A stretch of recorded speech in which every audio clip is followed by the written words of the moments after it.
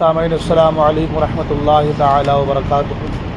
سبھی حضرات قریب آ کر بیٹھ جائیں اور آقا کریم صلی اللہ علیہ وسلم کی بارگاہ میں درود پاک کے نذران عقیدت پیش کریں۔ پڑھیں اللہم صلی علی سیدنا مولانا محمد بارک وسلم صلو علیہ صلاۃ و سلام علیک یا رسول اللہ صلی اللہ تعالی علیہ وسلم۔ نماز کے مکروہات کے حوالے سے گفتگو چل رہی تھی۔ مسئلہ یہ ہے کہ جماعت سے نماز پڑھتے وقت امام کے برابر یعنی قریب دو مقتدیوں کا کھڑا ہونا مکروہ تنزیہی ہے۔ جماعت سے نماز پڑھتے وقت امام کے برابر دو مقتدیوں کا کھڑا ہونا مکروہ تنزیہی ہے۔ اسی طریقے سے مسئلہ یہ کہ کام کاج کے کپڑوں سے نماز پڑھنا مکروہ تنزیہی ہے، جبکہ اس کے پاس دوسرے کپڑے موجود ہوں، ورنہ اسی کپڑوں میں نماز پڑھنے میں کراہت نہیں۔ یہ مسئلہ بہت زیادہ آج کے دور میں خاص کر کے جو ہے اس مسئلے پر تھوڑی سی نظر دوڑانے کی ضرورت ہے کہ آدمی اکثر جن کپڑوں میں کام کاج کرتے ہیں انہی کپڑوں سے نماز پڑھتے ہیں، تو اگر کپڑا موجود ہے اپنے پاس تو آپ جو ہے اچھے صاف کپڑے پہن کر کے نماز میں آئیں، اور اگر کپڑے دوسرے نہیں ہیں تو پھر اسی کپڑوں میں نماز پڑھنے میں کوئی کراہت نہیں ہے۔ تمام مذہب کی کتابوں میں صاف تصریح ہے کہ وہ کپڑے جن کو آدمی اپنے کام کاج کے وقت پہنے رہتا ہے، جن کپڑوں کو میل کچیل سے بچایا نہیں جاتا، انہیں پہن کر نماز پڑھنی مکروہ ہے۔ ذخیرہ میں ایک روایت اس طرح منقول ہے کہ امیر المومنین حضرت فاروق اعظم رضی اللہ تعالیٰ عنہ نے ایک شخص کو ایسے ہی کپڑوں میں نماز پڑھتے دیکھا تو اس شخص سے فرمایا کہ بھلا بتا تو صحیح، اگر میں تجھے انہی کپڑوں میں کسی آدمی کے پاس بھیجوں تو کیا تو چلا جائے گا؟ اس شخص نے کہا کہ نہیں۔ اس پر حضرت عمر فاروق اعظم رضی اللہ تعالیٰ عنہ نے فرمایا کہ اللہ تبارک و تعالی زیادہ مستحق ہے کہ اس کے دربار میں زینت اور ادب کے ساتھ حاضر ہو۔ تو ظاہر سی بات جو کام کاج کے کپڑے ہیں ان کپڑوں سے ہم شادی بیاہ میں تو جائیں گے نہیں، ہاں کسی بھی فنکشن میں جائیں گے نہیں، کسی بھی جو ہے جو مل ملاپ والے محفل ہے اٹینڈ کریں گے نہیں۔ کیوں نہیں کریں گے؟ تو کہ یہ کپڑے ہمارے کام کاج کے اچھے کپڑے پہن کے نہا دھو کے جائیں گے۔ تو اللہ تبارک و تعالیٰ کی بارگاہ میں جب ہم آ رہے ہیں تو اللہ تبارک و تعالیٰ زیادہ مستحق ہے کہ اس کے دربار میں زینت اور ادب کے ساتھ حاضر ہو۔ اس لیے جو ہاف آستین میں نماز پڑھتے ہیں، یہ جو اس کو کھول کر کے نماز پڑھتے ہیں، یہ اس لیے کہا گیا کیونکہ اس کو کھولنے میں ہاف آستین میں جو ادب ہے، وہ ادب کا جو طریقہ کار ہے اس میں کمی آ جاتی ہے۔ ظاہر سی بات ہے ہاف آستین کو پہن کر کے ہم جلدی بازار نہیں جاتے ہیں، ہاف آستین کو پہن کر کے جلدی اچھوں کی محفل میں نہیں جاتے ہیں، سوٹ بوٹ ٹائی گائی کیا چیزیں لگا کے تب جاتے ہیں۔ تو اللہ تبارک و تعالیٰ کی بارگاہ میں جب آ رہے ہیں تو کم سے کم اتنے کپڑے تو بدن پر ہونے چاہیے، اور ایسے کپڑے تو کم سے کم ہونے چاہیے کہ جن کپڑوں کو پہن کے آنے کے بعد دل گواہی دے کہ میں اچھے کپڑے پہن کے اللہ کی بارگاہ میں آیا ہوں، ہے نا۔ تو یہ مسئلہ جو ہے بہت زیادہ آج کل لوگ ادھر سے آئے، اور لوگوں نے ایک عام قاعدہ بنا لیا، بار بار اس کو کہتا ہوں میں، لوگوں نے قاعدہ یہ بنا لیا کہ اللہ معاف کرے گا، جیسے بھی ہو جب پڑھ لو اللہ معاف کرے گا۔ یہ بڑا عجیب سا مسئلہ ہے کہ جیسے بھی کچھ کر لو اللہ معاف کرے گا، تو 2 سجدے کی جگہ 4 سجدے کر لو، 3 سجدے کر لو، اللہ معاف کرے گا۔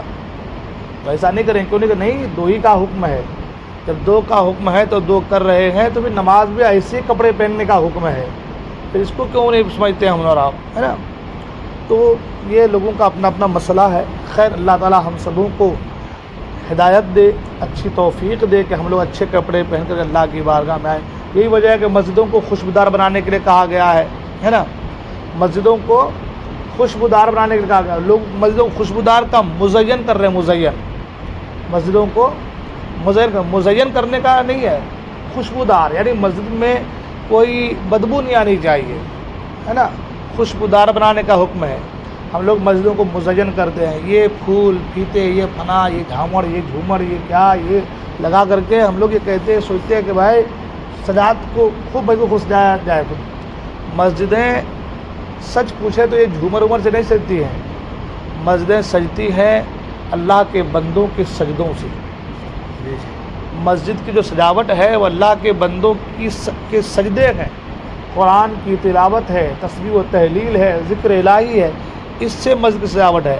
ورنہ حضور کی حدیث ہے کہ قرب قیامت ایک زمانہ ایسا بھی آئے گا، حضور فرماتے ہیں کہ لوگ مسجدوں کی زینت کریں گے، مسجدوں کو سجائیں گے، مسجدوں کو لوگ سجائیں گے، سنواریں گے، مگر نماز سے، ایمان سے ان کا کوئی تعلق نہیں ہوگا.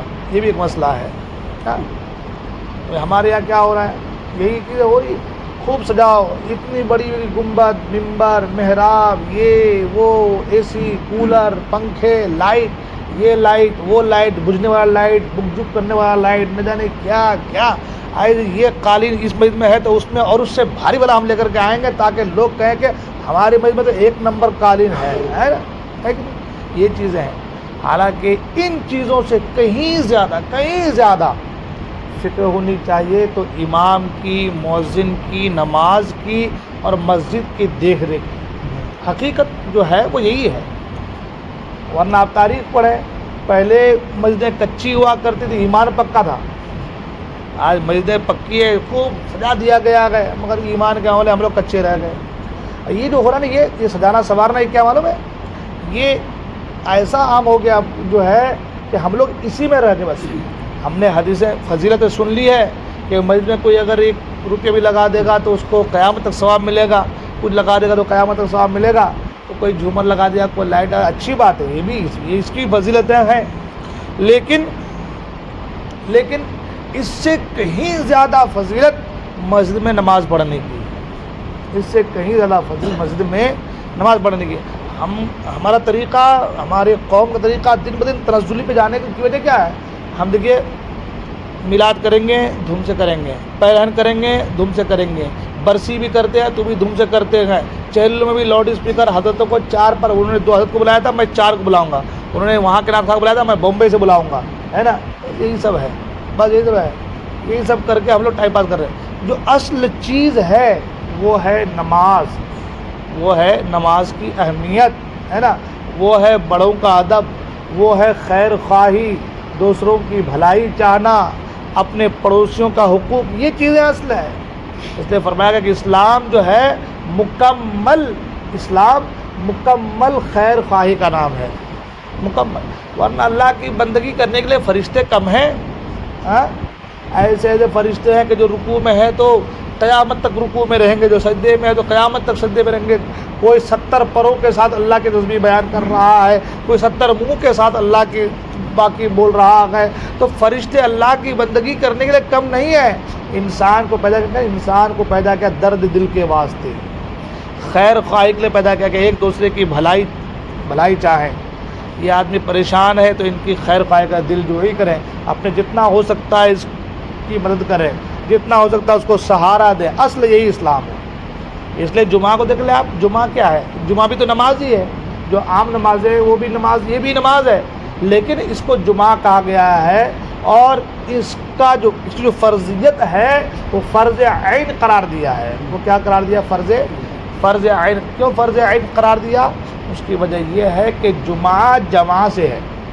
دیہات کے لوگ، ابھی تو دیہاتیں قریب ہو گئی ہے، دور دور دیہاتیں تھیں تو ان کی خیر خواہی کیسے ہو کہ وہ کہیں اچھے ہیں کہ نہیں ہے. تو ایک دن متعین ہوا کہ فلاں دن اس جگہ آپ جمع ہو جاؤ، نماز پڑھو اور نماز میں ایک دوسرے کی خبر خیریت لو. کیسے ہیں بھائی؟ اچھے ہیں؟ ہمارے دیہات میں کیا کام کرتے ہیں؟ سب ٹھیک چل رہا ہے؟ کوئی بیمار تو نہیں ہے؟ کوئی تکلیف تو نہیں ہے؟ یہ چیز ہے. جمعہ اسی کا نام ہے کہ بھائی لوگ جمع ہو جائیں. یہی وجہ ہے کہ دیہاتوں میں جمعہ نہیں ہے. دیہاتوں میں جمعہ کیوں نہیں ہے؟ آدمی اللہ کا ذکر کہیں بھی کر سکتے، گھر میں نماز پڑھ سکتا ہے تو مسجد میں نماز نہیں ہوگی. لیکن جمعہ ہے ہی نہیں دیہاتوں میں. جمعہ دیہاتوں میں ہے ہی. کیوں شہر میں ہے؟ اس کی وجہ یہی ہے. اور بھی اس کی وجوہات ہیں، لیکن جو ہے مین وجہ یہ ہے کہ بھائی دیہات کے لوگ شہر آ جائیں.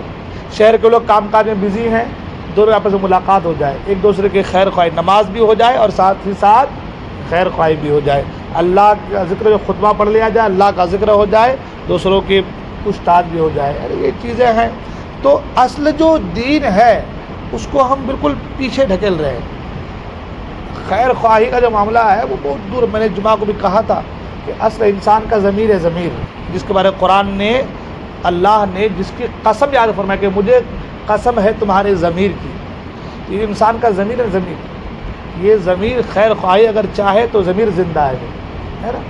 آج بھائی کو نہیں کچھ پوچھ رہا ہے تو غیروں کی کیا خیر خواہی کرے گا آدمی؟ دوسروں کی بھلائی کون چاہے گا؟ جو اپنے بھائی کی بھلائی نہیں چاہ رہا، اپنا بھائی چاہ رہا کہ میرا بھائی اوپر ہے، نیچے کیسے گر جائے گی، میں کیسے اوپر ہے، تاکہ یہ میرا بھائی میرے پاس آئے چل کر کے مجھ سے بولے کہ بھائی تھوڑا سا کچھ کر دو، میں پریشان ہوں، تاکہ ان کی پریشانی کو دیکھ کر کے میں کہوں کہ ہاں اب آیا کہ اٹھ پہاڑ کے نیچے۔ تو یہ سارے معاملات ہیں۔